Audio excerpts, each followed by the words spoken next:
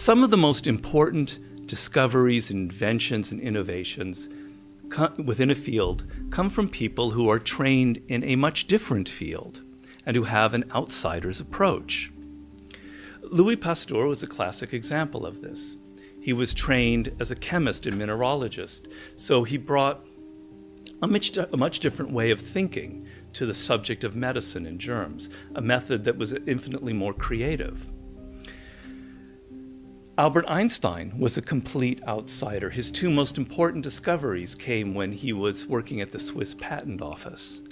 Google itself exemplifies this idea.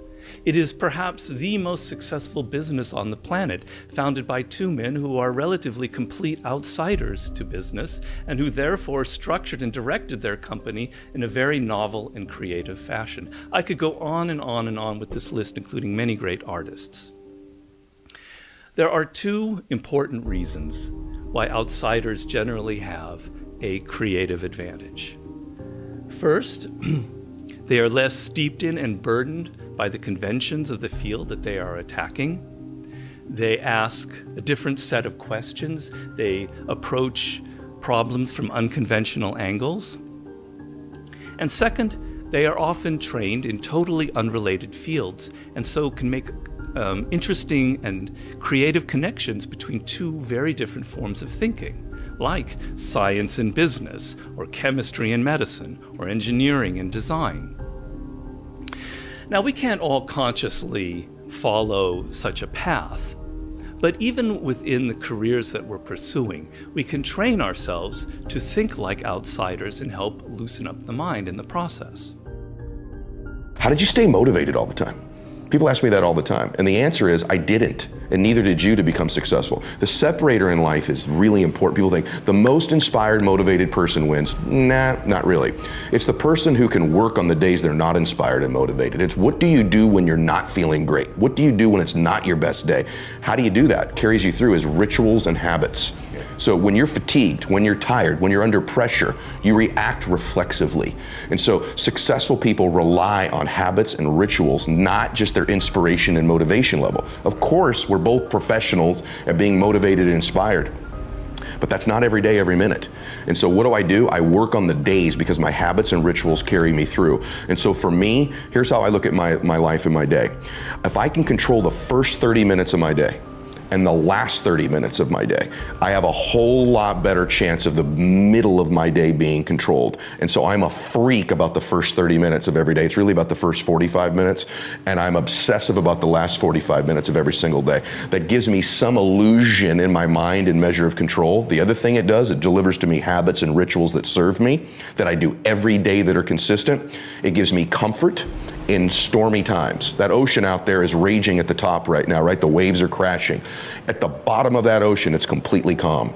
At the bottom of that ocean is the habitual part of the water, right? It's the part of the water that stays the most consistent. That's why it's so calm, okay? So when you see someone out of control, their emotions are up and down all the time. This is someone who is without rituals and habits. Successful people have those, and so they do. And so it keeps me calm, it keeps me comfortable.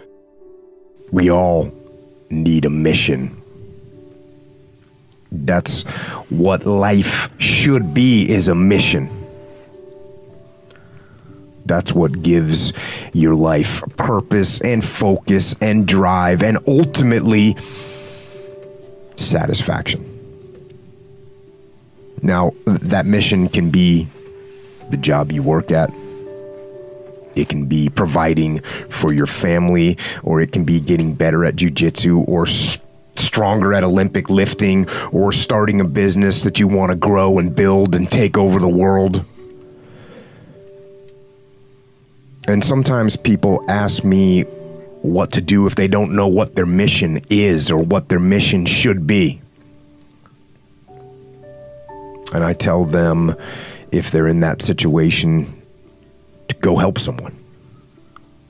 Go help someone else. Make that your mission. Because that will make you better, and it'll make the world better. And eventually from that, you'll see what your mission is. I want to be great, and I want to be the best player in the league, and I work, to accomplish that goal and whatnot. So I don't know what it takes to make that a definitive answer or not. I come out every night with the same mindset, and obviously, LeBron's a world-class athlete. Been doing it for double-digit years in the league and playing at an incredible high level. So there's a sense of longevity there and just the sheer talent that he brings. But I'm trying to do it my way and help my team continue to get wins and continue to elevate our status to, whatever you want to call it, but that team that everybody knows about that comes out ready to play. And if I do my job, then things will take care of themselves. But I don't know how any of us grow if we just, tread water. The idea is that we keep growing. And like we were saying before, is the fan base I have now, they're so sophisticated, they almost expect me to do the unexpected. And that gives me a lot of room to challenge myself as well as them. One of the most difficult choices I have ever faced in life was in 2008. I think I had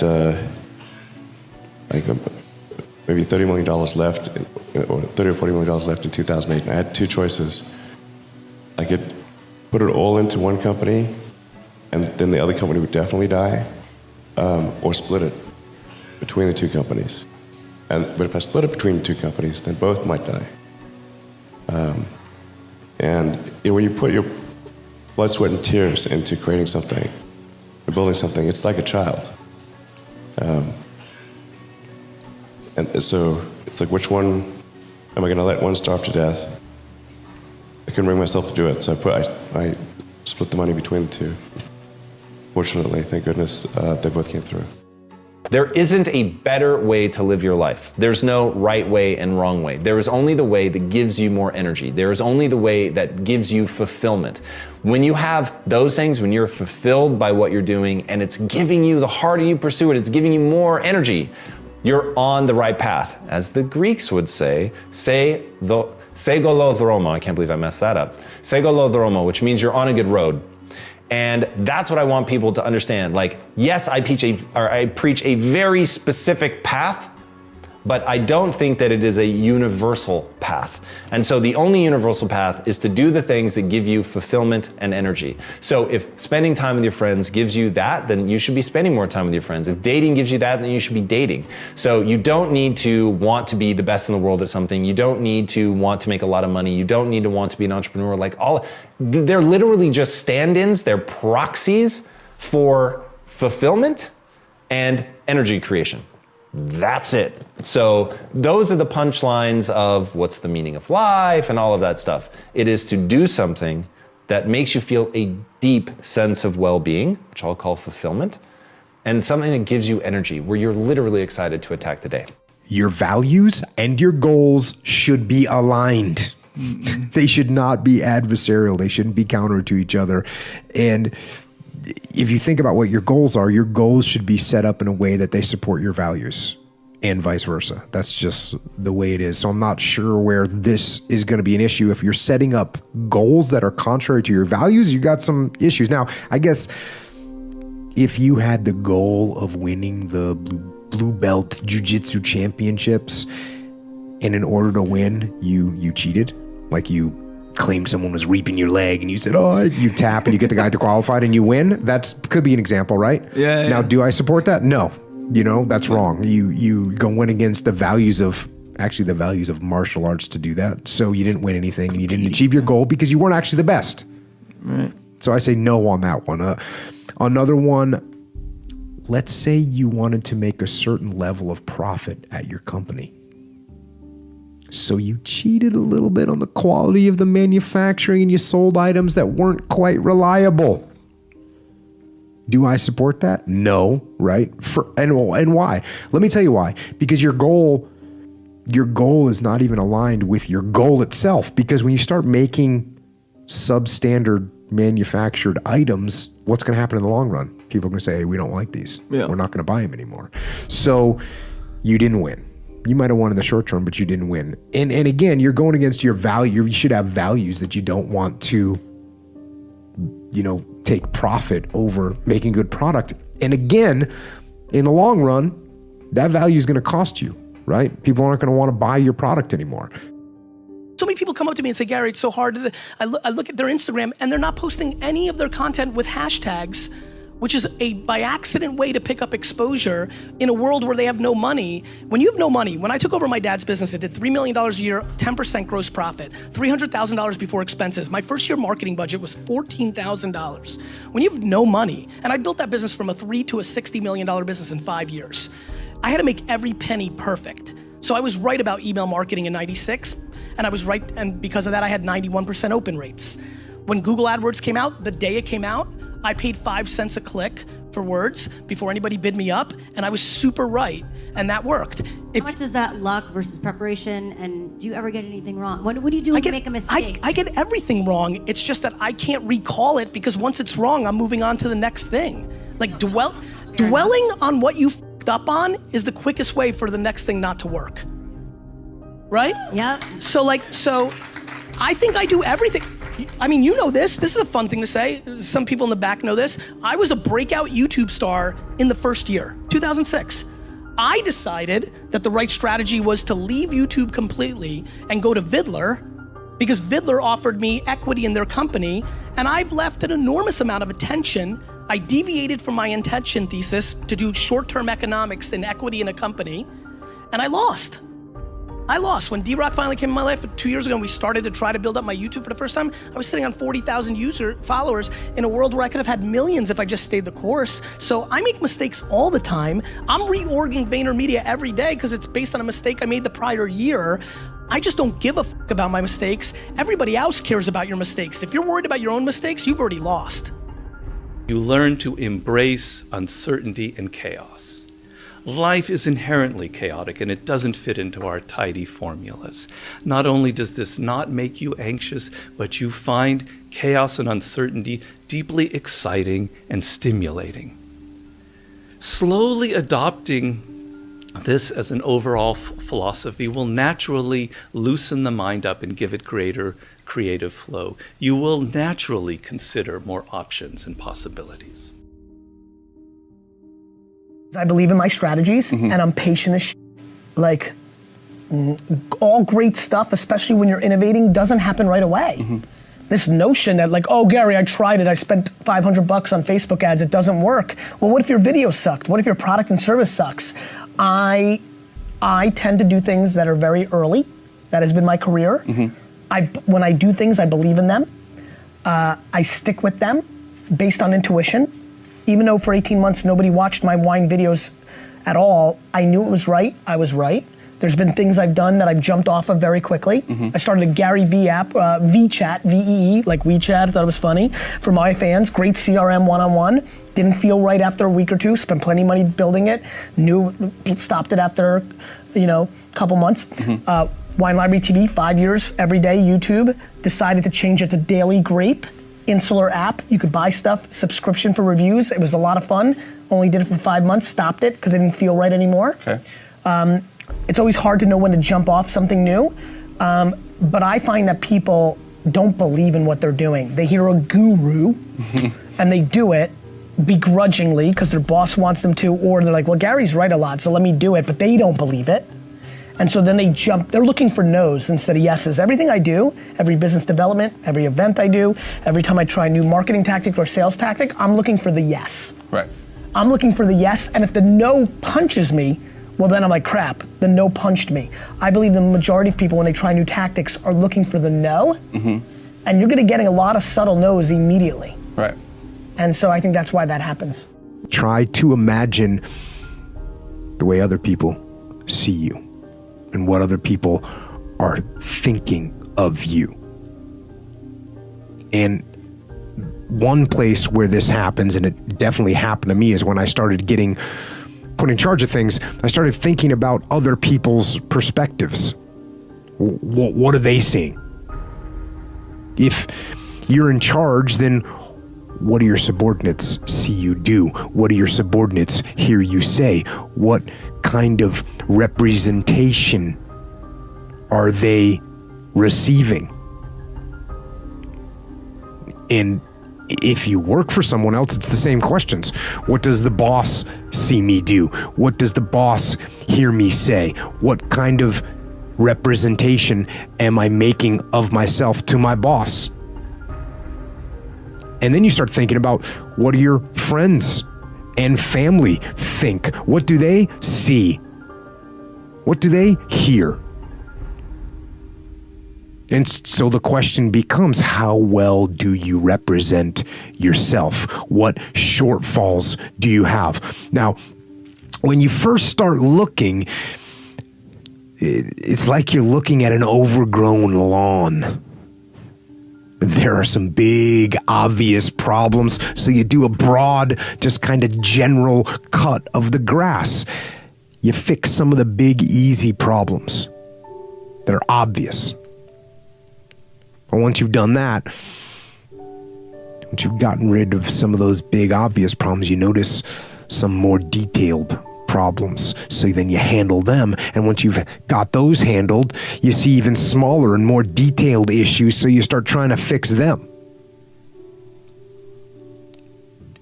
And that's what you do with yourself. You continually detach, and then you look, and then you refine, and then you detach, and then you look, and then you refine, and then you detach, and then you look, and then you refine. That's what you do. That's how you get better. And that process doesn't stop. It can't stop, because if you stop refining, then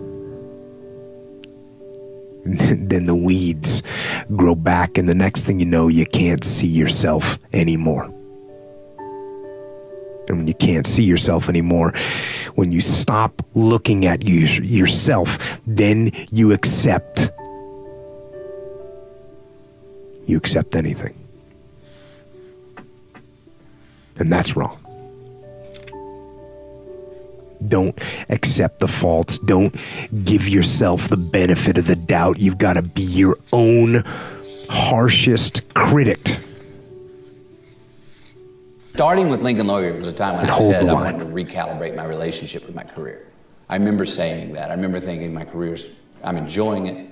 I love what it's given me. I like going to work. I like the things I've been doing. But everything I started reading, I felt like, it's another version of something I've done, or I feel like I could do it next week. And I remember going, well, wait a minute, before you get mad at thinking you could do something next week, that's a valid feeling. Don't just say no to something because you feel like you can naturally do it. But then I said, okay, fair. I'll shake with you on that, McConaughey, but let me find something that I don't know what to do with that next week or the week after. Let me find something that I really like, but I'm going, I'm not sure. That scares me, that shakes my floor. And I was fortunate enough, because that Schedule F check I got in Angels in the Outfield, to know that my rent was paid. I was fortunate enough to know my kids were going to eat. I was just shepherding my first son into the world. So I had that to take care of my time. And I said, it's a great time to go into the shadows and be a father and sit back and see if something turns you on from the inside, or if something finds you, if you're the target that can draw the air. But we're okay. Rent's paid, kids are going to eat. We can take some time off. I know he was thinking about I'm done, but I didn't know how long the dry spell was going to go. So I said no to some of the things that were similar to what I had been doing before. And it took a while. I had to sit down with my agent and say, hey, I'm really going to do this, and I need your help with my commitment to this, because after 8 months, if the same thing comes in with a big $10 million paycheck, it starts to read better and funnier. I promise you, the same words. All of a sudden, I think this thing's great. I think I can find an angle. No, I can make it a different experience for me. So I said, I'm going to need your help bunkering down here and saying no to some things. And so I'm going to need you to be a gatekeeper, one, to keep them from getting to me, two, but let's be real clear. I'm looking for some different things to do. He handled that. My wife, we said, we don't know how long it's going to be dry.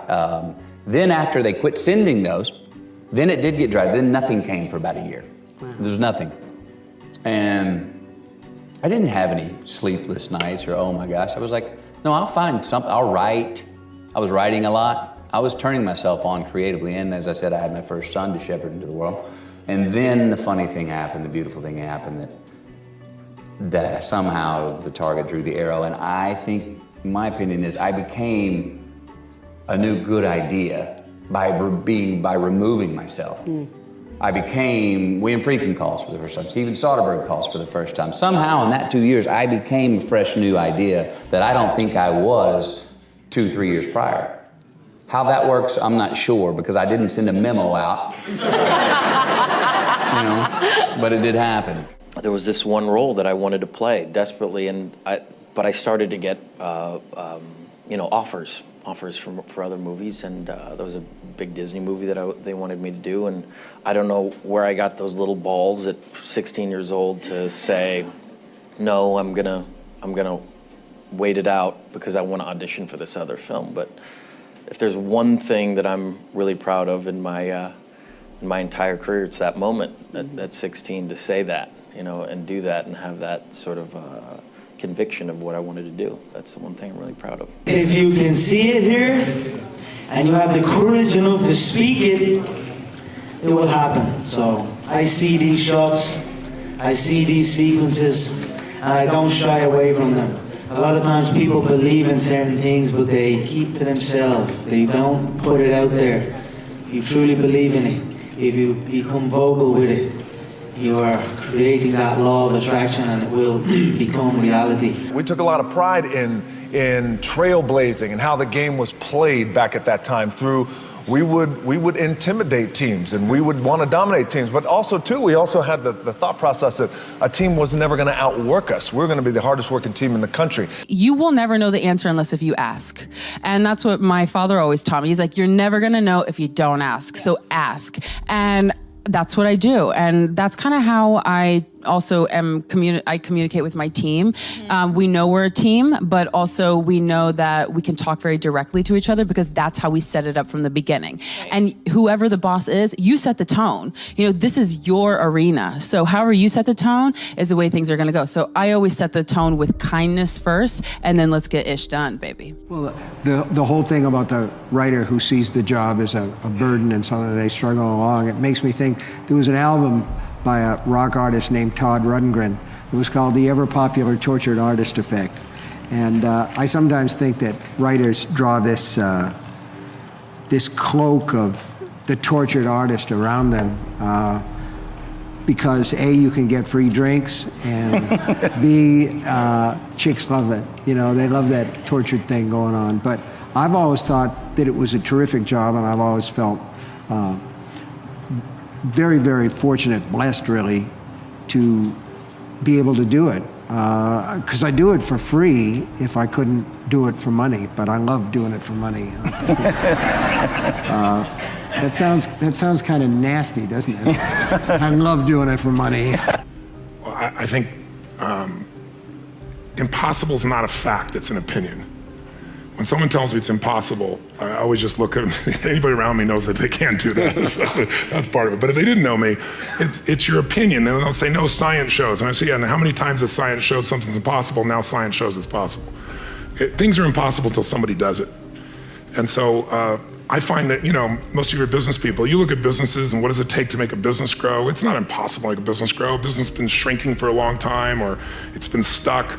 The real problem is always, the chokehold is always the psychology and the skills of the leader, always. And 80% of that is psychology and 20% is the mechanics. Like if you don't know how to read your financials and you're trying to fly the plane of your company, I mean, come on. If all you do is go down, you look at profit and loss and you see what it is and you have a beer, either way, you either celebrate or you get depressed, something, you're gonna be in trouble, right? But if you have the skill sets, that's one thing. But you can get any skill set if you have the psychology. And anytime a business is not growing, it is not because it's impossible. It's because they aren't innovating, and they're not innovating because they're believing it's impossible. I mean, if we all know what does it take to transform, I always tell people it takes 3 things to create a breakthrough in anything, in your personal life, in your business, anywhere. You need a strategy. But that's not the first place you should look, and it's the first place all of us look. Me too. It's our inherent thing. You want to lose weight? Well, how do I do it? I want to grow my business? How do I do it? It's instinctive. We've been trained to think that way. But the problem is the how-to is usually not that complex. I mean, come on. 70% of America is what, 75% of America now is overweight? Is that because it's so complex how to be fit and strong, right? You know, only the 1% know the answers. They hide it from you. You have to work your ass off to not hear what it takes, right? And so, you know, I remember I went to a TED Med Center, and I watched about 12 doctors, one after another, get up and do these stories about how we could just get patients to take their medications and try to figure out the whole thing. And I was just looking and going, you're all talking about strategy and you've forgotten psychology. Because strategy is wonderful. I'm a strategist. I spent my whole life figuring out strategies. As we both know, a strategy could save you a decade, right? In business, strategy could save you, you know, it could make the difference between success and failure. But most people have strategies available, or they could get them, or you could create them. But the problem is you got a story. And your story is why it isn't working. And the story is, I've tried what? What? Everything. If you tried everything, you'd be fit, right? If you tried everything, you'd be profitable. If you tried everything, you'd be there. But people say it, you know, I'm big boned. That's what I used to say. I'm still big boned, but I'm 38 pounds lighter than I was 25 years ago, and I've never gained it back, right? When I was big boned, that was my story. All the good ones are gone. That's why I'm not in a relationship. Or they're gay and I'm not, or I'm gay and they are, or whatever the story is. There's always a story. And what I tell people is, you know, if you can just divorce the story of your limitation and marry the truth of your unlimited capacity, then the whole game changes. I am a cinemaniac. And I'm scared to death of the dark, except when in a motion picture theater. I love to see images, because I love images that tell stories. Before I ever knew how to read, I used to look at the Sunday funnies and still understand everything the storyteller wanted me to. And that's what I love to do more than anything else. I love to make pictures so I can look at them, so you could look at them, and so I can watch you looking at them, which is really, for me, the best part. If I had to single out one area to which I have an utter devotion, it would be with my preoccupation with the idea and the fight to still believe in the idea when so many others around you just don't get it, and the challenge of staying interested in one single idea for sometimes years, and the struggle not to contaminate that idea after months and years of obsessing over it.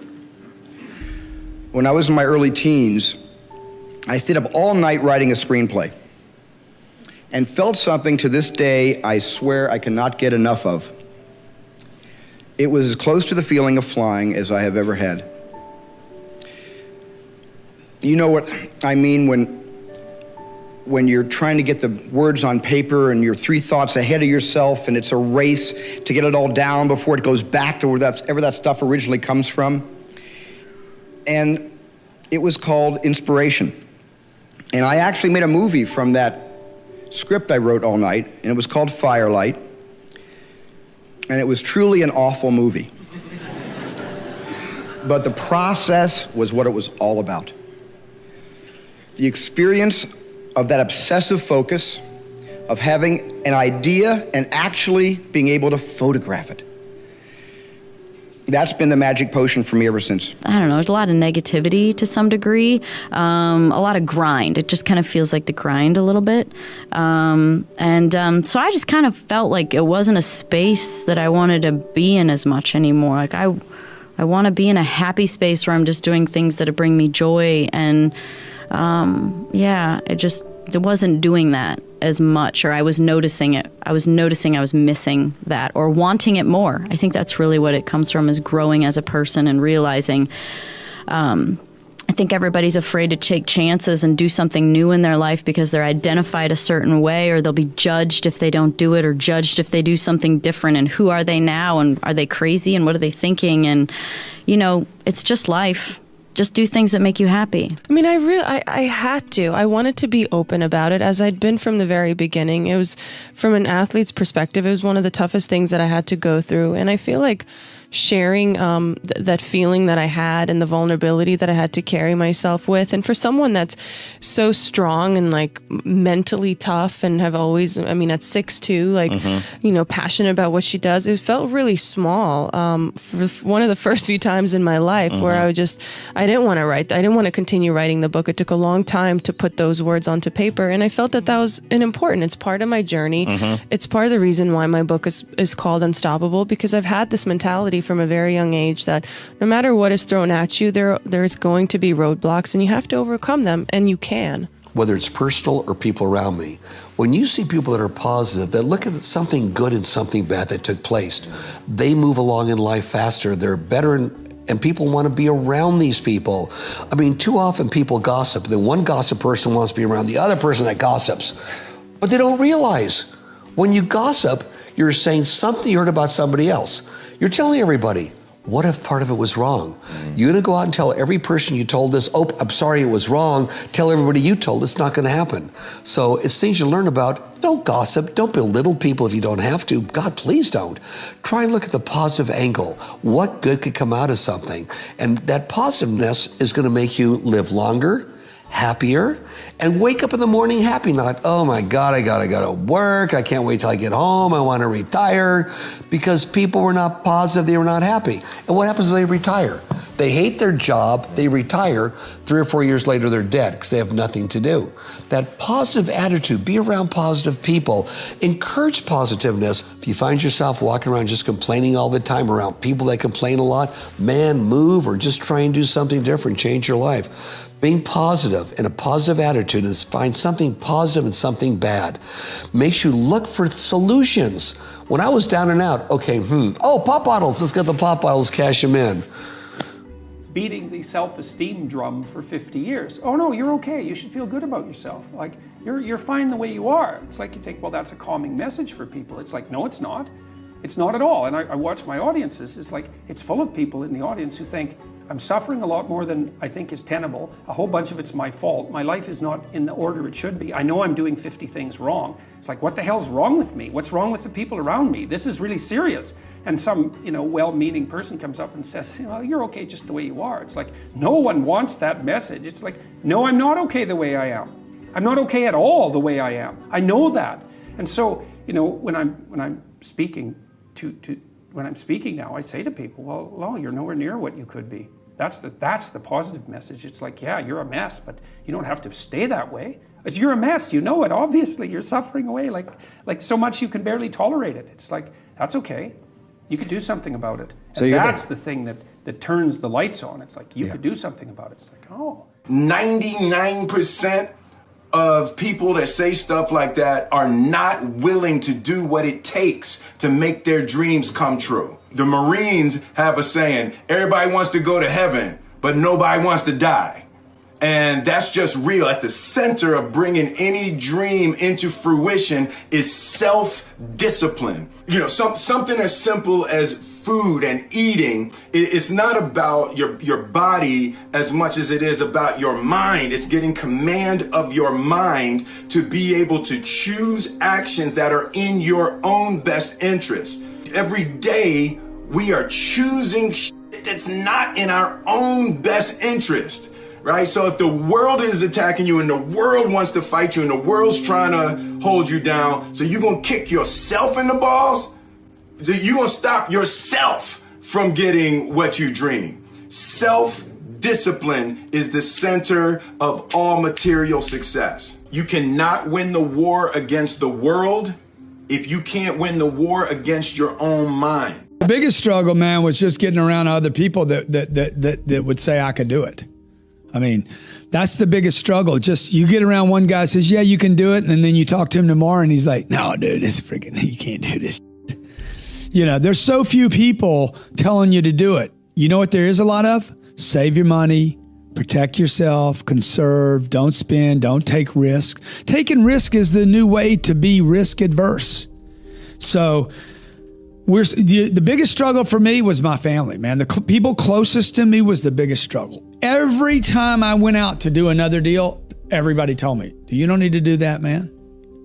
The only person that was encouraging me was my twin brother, because I would see how he was doing it. Dude, he was making his swings. And so every time I'd get around other people, so I'll tell you a little trick I did. On weekends, I would always go see homes I couldn't afford. That has always inspired me. I would go drive neighborhoods.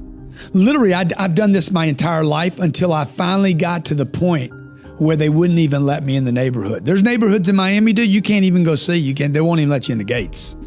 Most of them you can get in if you know some of my tricks.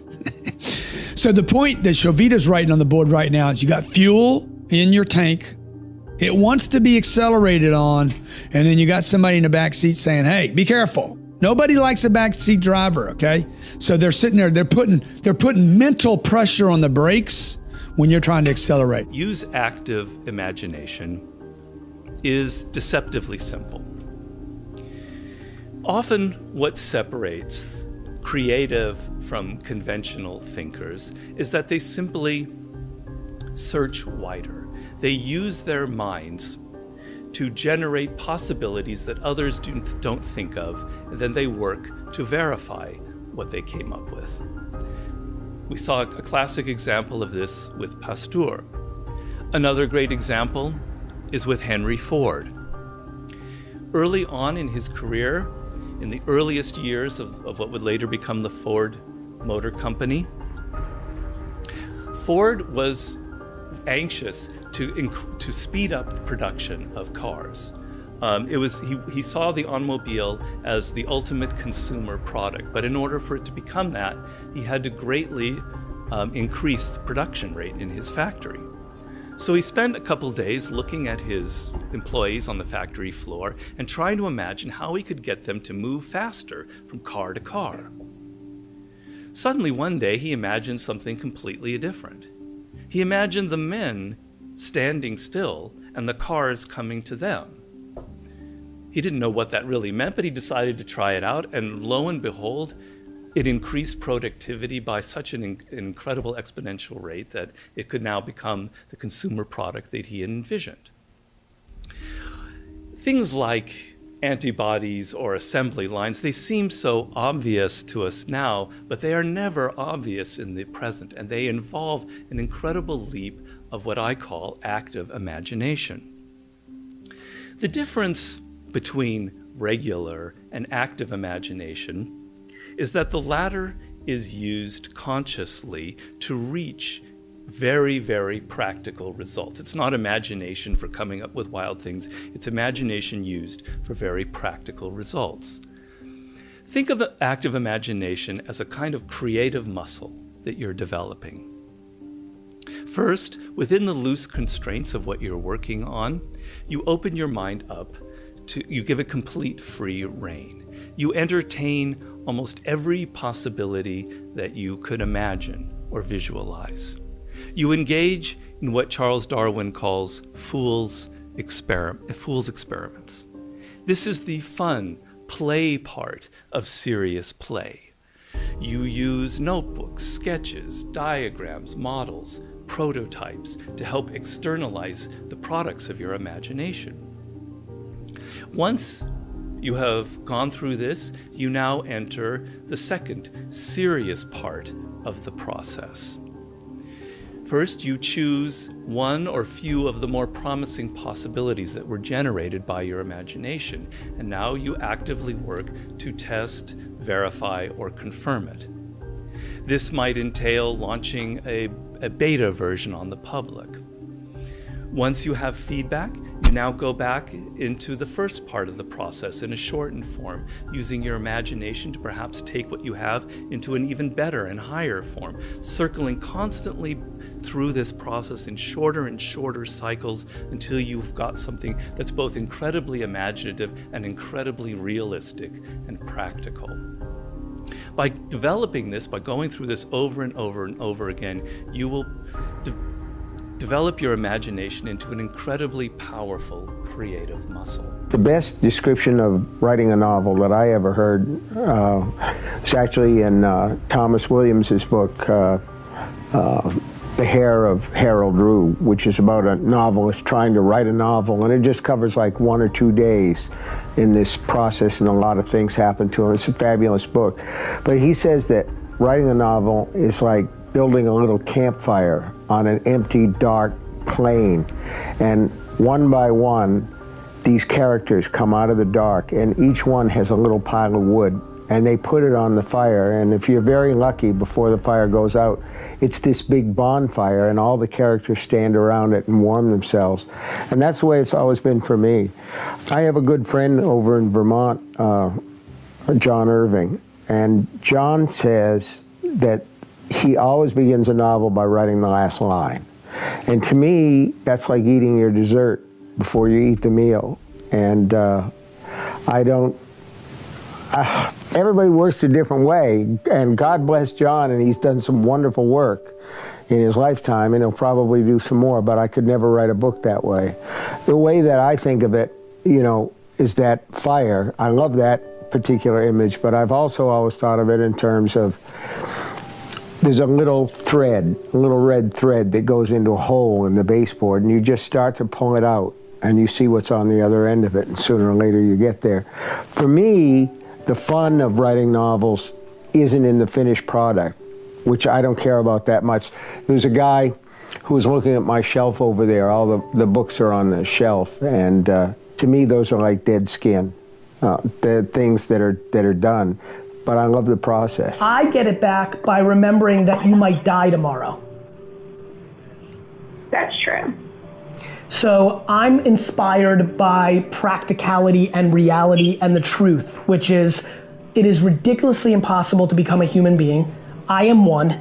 I have other good things going for me as a human being, and I'm just grateful. You're dwelling and looking at what you don't have versus looking at what you have. If you actually looked at what you had, your health, living in America, who the heck knows what would be on your list? If you actually spent all your time looking at that versus, I don't have $1 million, I'm not famous, I don't have this. If you spent all your time on what you have versus what you don't have, you would be the happiest girl on earth. You got to make a commitment to service. You got to make a commitment to hey, I have a target. I know that when we don't achieve targets here in my office, the first thing I ask, regardless of the internet department, if it's my accounting department on collections, or it's my sales department, I'm going to ask a question. What is the target?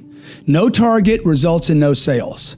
So if you're in parts, if you're in service, look, have a target. Measure that target hourly. If you really want to get results, measure your target every hour to see what did we get in the last 60 minutes. I promise you, do those two simple things. Don't even learn anything about how to sell anybody anything. Have a target, measure it every hour, and I guarantee your sales will come up. Why do you prioritize sleep so highly? Just curious of what makes you so committed to that and the science behind it. Thank you for all you do. I find that I'm slower when I'm fatigued. So I find myself drifting. I have more symptoms of what we'll call ADD, so that my attention just drifts. And then I find I'll read a sentence or whatever and be like, God, I have to reread the sentence like 10 times. So that was just going, whoa.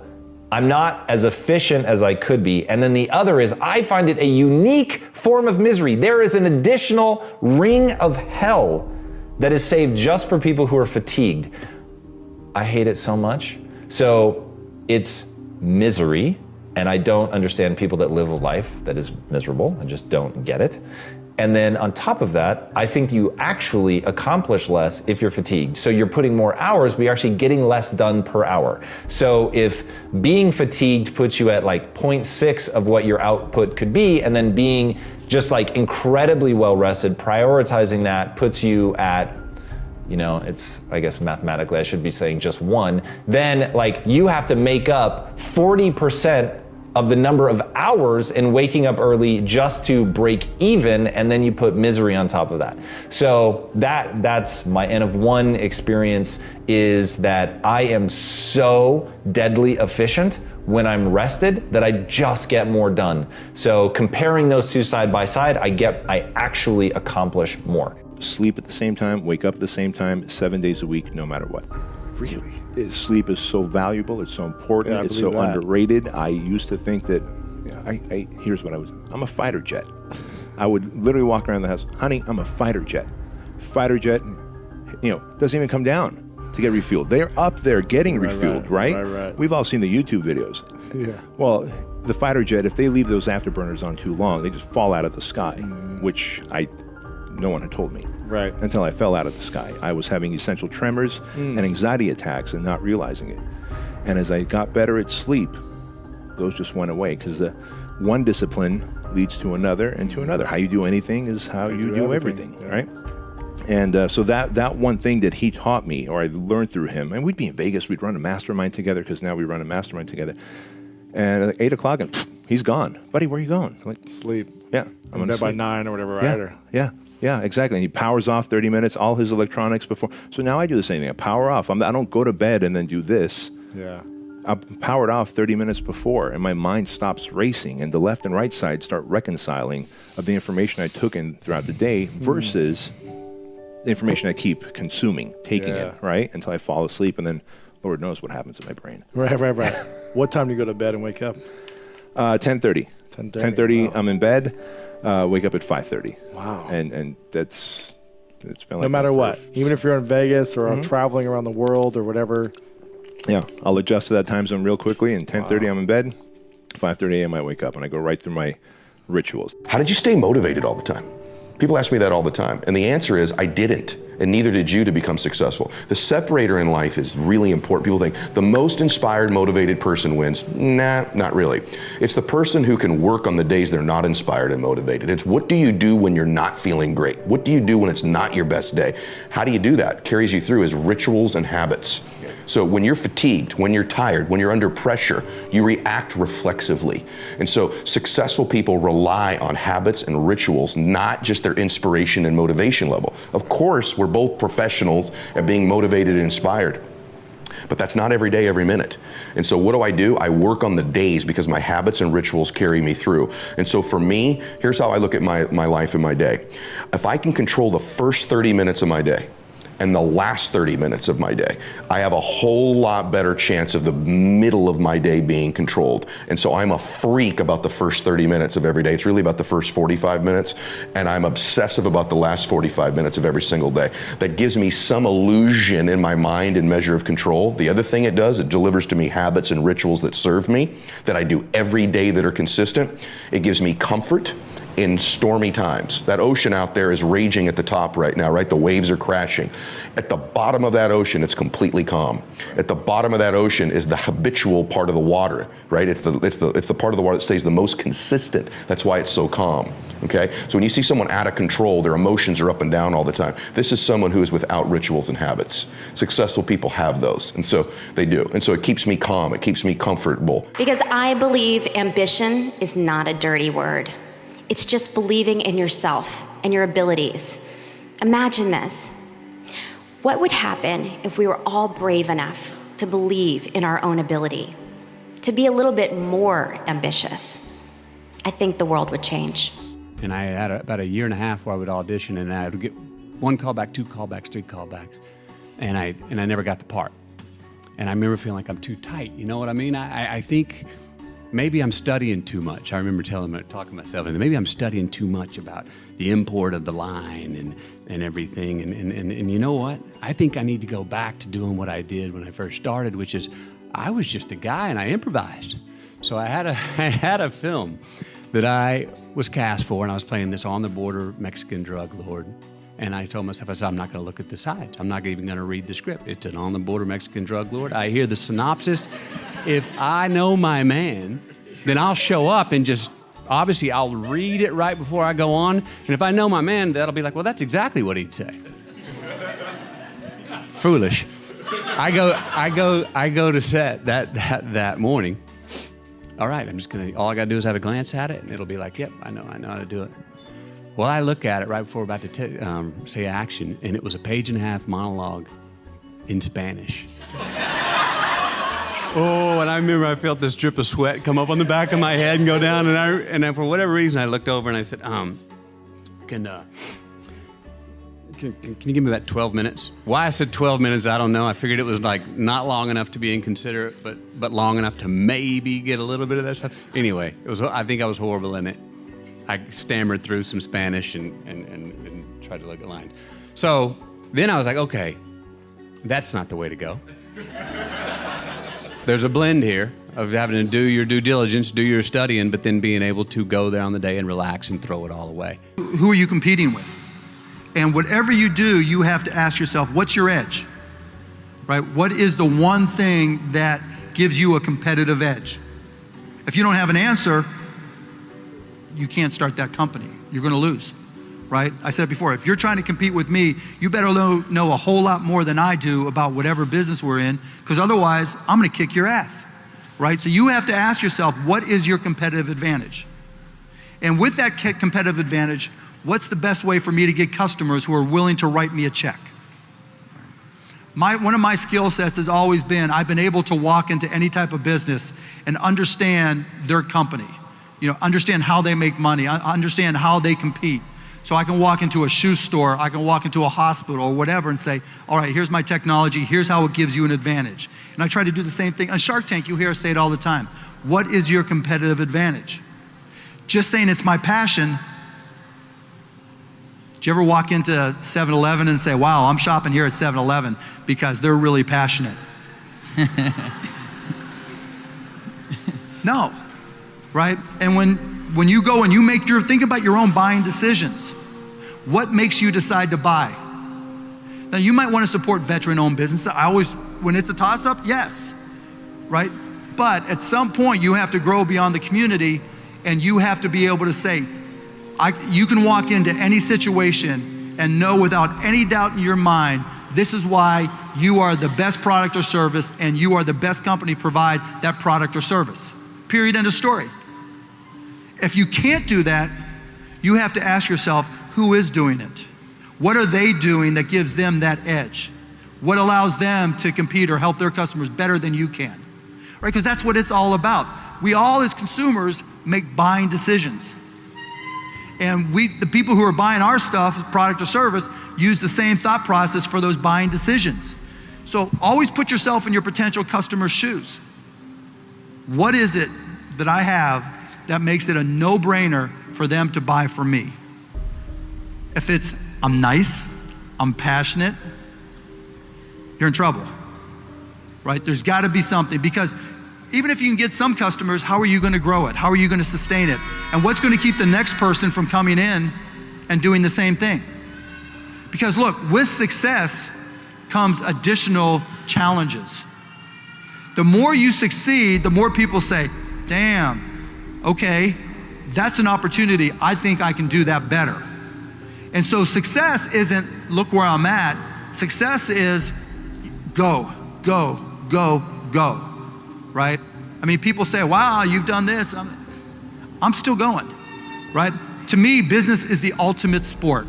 And there's nobody on the face of the earth that's more competitive than I am. I've said that to Magic Johnson, Michael Jordan, Larry Bird, you name it, right? Any athlete, any business person.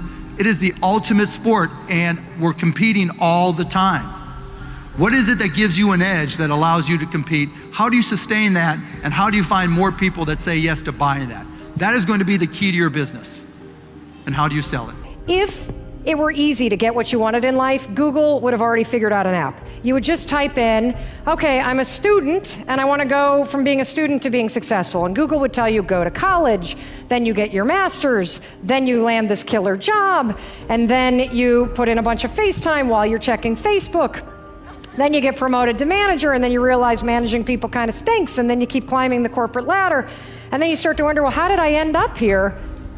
And then you wonder, well, is this what success looks like? You're like, no, I'm going to go to Jay Hilburn. That's what success looks like. So keep this in mind. If there's something that you want, like 7 people, or a trip to Africa, or you're going to make it to Mexico in the pink shirt, I'm looking at you again, sorry. I'm watching you. And rooting for you. Keep in mind this. Here you are. This is what you want. I spend a lot of time on lacrosse fields, although they don't really look like this. You tend to think that what you want, you just march right towards it. But if in sports you march right towards the goal, what happens? The defenders come in. And what the defenders are is it's your brain saying, ain't gonna happen. So the second you start moving toward that thing you want, be ready. You're gonna tell yourself you don't feel like it. You're gonna have to force yourself. It's happening. There's no way to get around it. So what you're gonna have to do is you're gonna basically get bounced around a lot. All over the place. And there are gonna be a lot of times that you feel like this was a really dumb idea to start this business because it's gonna get hard. And I wanna remind you about something. Unlike a sports field where there's an in and out of bounds, the great thing about life is there actually aren't any. And it's usually in those moments where you feel like you can't do it, that you're closer than ever to having everything that you wanted. And I wanted to show you this so that you keep it in mind, because I think a lot of times when you look back, it's the darkest moments where you realize, holy cow, that's what projected me forward.